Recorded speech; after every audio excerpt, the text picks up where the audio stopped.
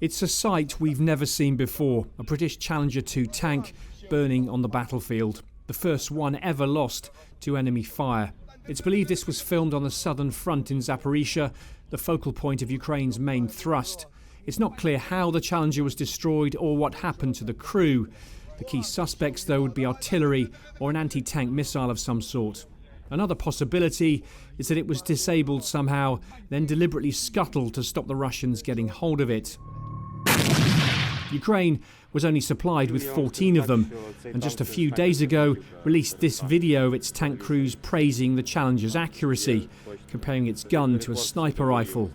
What this loss does show is that Ukraine is now committing its best equipped brigades to this counteroffensive. And despite this loss, they're making headway, with reports Ukrainian infantry has now reached the final line of Russian defences in this salient between Robotne and Verbove. In the past few days, analysts believe Ukrainian infantry have taken this area marked in dark blue, pushing towards Verbove. To get there, they've had to breach the so-called Sorovikin line, a series of dragon's teeth anti-tank obstacles and trenches that make up the first line of Moscow's defences. This footage appears to show the Russians shelling their own trenches, an indication that they've been overrun. If the Ukrainians can punch through here and avoid being flanked, then it gives them a chance of reaching the coast 50 kilometres south, cutting the Russian army in half. Challengers aren't the only British armour involved in this fight.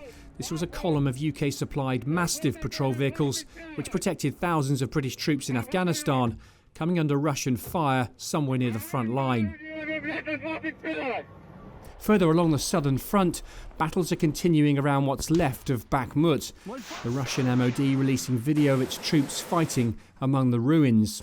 With the Ukrainians concentrating their efforts on this part of the battlefield, the Kremlin's being forced to pull in reinforcements from elsewhere, including VDV paratroopers, which it's redeploying from the northern front around Kherson.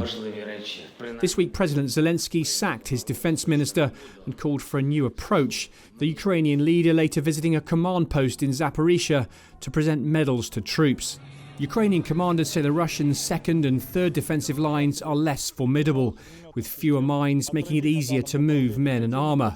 But it still won't be easy, and success is likely to depend on the calibre of reinforcements Moscow deploys. Reports suggest American Abrams tanks are also en route to Ukraine. The first 10 of 31 the US is supplying may arrive this month, as Ukraine gears up for what's likely to be the largest armoured thrust of this war. Simon Newton, Forces News.